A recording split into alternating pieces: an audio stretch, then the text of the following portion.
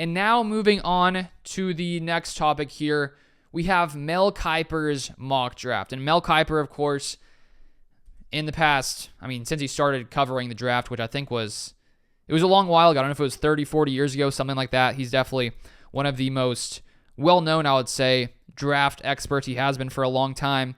And it's always interesting to see sort of his mock draft and what he has each team doing.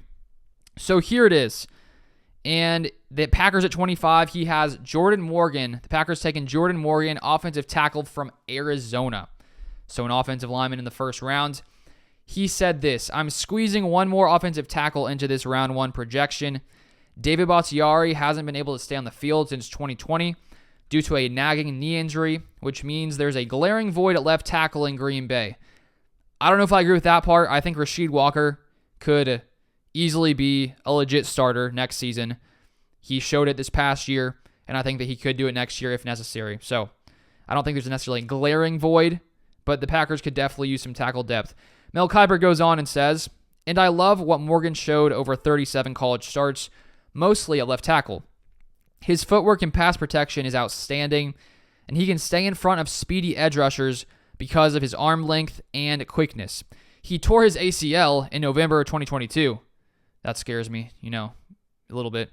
But was able to start 12 games last season, surrendering 2 sacks and 7 total pressures. Green Bay could benefit from this deep offensive tackle group. And the first time I read this and saw that he tore his ACL, considering we just talked about David Bakhtiari, it does make me nervous. And obviously, guys recover from ACL injuries. He seems like he has. He played in 12 games after, which is better than what Bakhtiari did. But going through this Bakhtiari situation, with him being a tackle and him tearing his ACL injuries scare me even more now than they used to in years past. And I remember, talking about the Bakhtiari injury from the start. And I guess I would have been going into the training camp of 2021 thinking, hopefully Bakhtiari will be back soon. He'll be back ready to play at his elite top tier level. We just paid him not too long ago. He should be back. And then, of course, 3 years later, here we are still dealing with this injury. So hopefully Jordan Morgan is fine. Seems that way. Played in 12 games. So hopefully everything is good there. But my thoughts on the Packers drafting a first-round offensive lineman, they haven't done it since 2011. I think it was Derek Sherrod. And so they haven't shown a tendency to draft offensive linemen in the first round. Could they technically, go away from that, draft one this year? Yes, obviously. I think it's a possibility.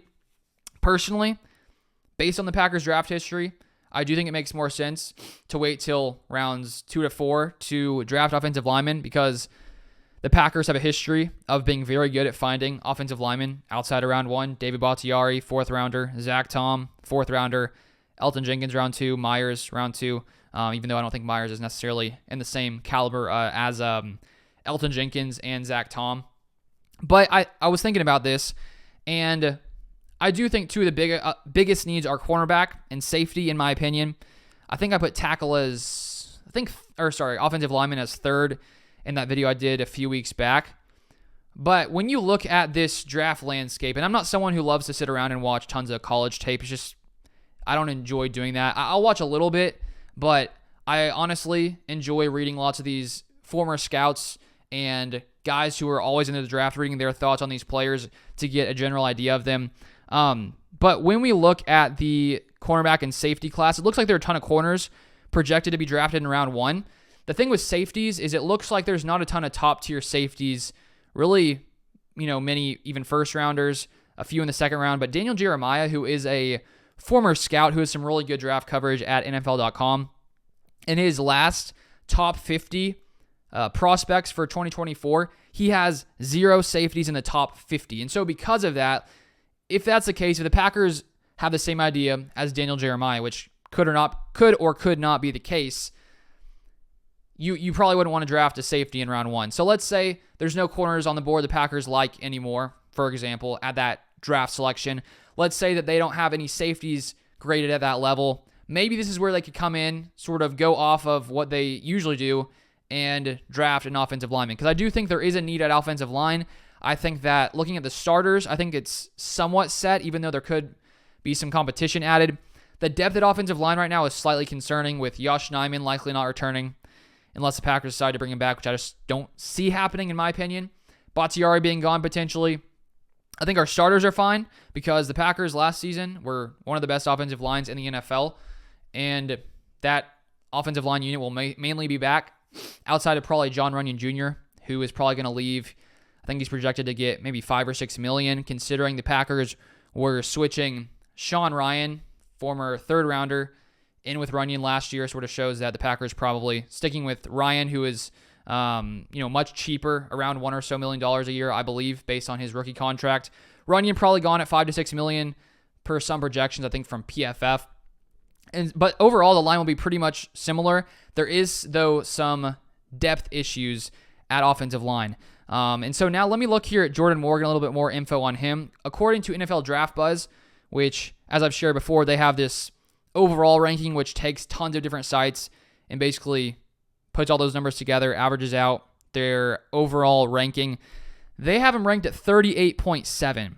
So, mainly a round 2 guy here per most experts. The Packers do have their second round pick at 41, so he could be available there in the second round potentially. But Mel Kiper has him here at number 25. His highest rank is from, let's see if I can zoom in on this because it's a little too small on my computer. Draft Tech at 26.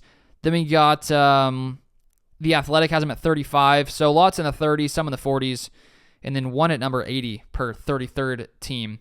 And so there's a chance he could be available in round 2. But now let me read a little bit more description of Jordan Morgan if he somehow does happen to end up in Green Bay. This is from Daniel Jeremiah in his top 50 prospects. Here's what he has to say about Jordan Morgan from Arizona. Morgan is a very athletic left tackle with average size. In pass pro, he is quick out of his stance to meet and cover up speed rushers. He can sink his weight and drop levels when bull rushed. He also does a nice job reworking his hands when he gets knocked down or when he gets knocked back to regain leverage. He struggles to redirect inside when facing counter moves, getting beat on that inside shoulder too often. He also will occasionally duck his head, which is correctable. In the run game, he is more finesse than power. He can use his quickness to cut off the backside, and he takes excellent angles to the second level to wall off linebackers. He doesn't have a lot of knockback power to displace defenders over his nose. Morgan is just over a year removed from ACL surgery, as I already discussed, and I'm hopeful he can add more strength/power now that he's healthy. Overall, he has starting tackle ability. And if I was Brian Gutekunst, and I've dealt with all this David Bakhtiari ACL problems, the mess that has been the past couple seasons, which, as I said, is unfortunate for all sides, I would think twice about drafting an offensive lineman who tore his ACL. That's just my thought. You would assume the Packers, if they were to draft someone like this, that would mean that they did their due diligence and thought that his ACL problems were behind him. So that's still a concern in my mind. Maybe it's not a problem, but as I've said, it's something that, as a Packers fan, seeing what happened with Bakhtiari does worry me a little bit. But Jordan Morgan, a little bit more about him. He's 6'6", 320 pounds. The past 3 seasons, he played all of his snaps at left tackle.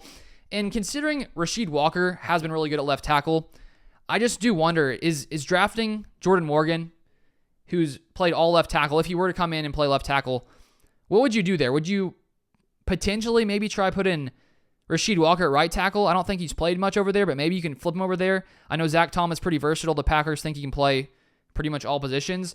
Is your offensive line better if you put Morgan at left tackle, Rasheed Walker at right tackle if he can transition there, and then Zach Tom maybe center or guard, potentially? I don't know if Morgan could play guard as well. I mean, he's been a tackle. I assume he could flip in there at guard. Maybe not. But as I said, I think it's better. I think the bigger need is cornerback. The bigger need is safety, even though safety could potentially be found in round 2 or 3, potentially. But we'll see if the Packers decide to go off of the what they typically do, which is draft offensive linemen after round 1.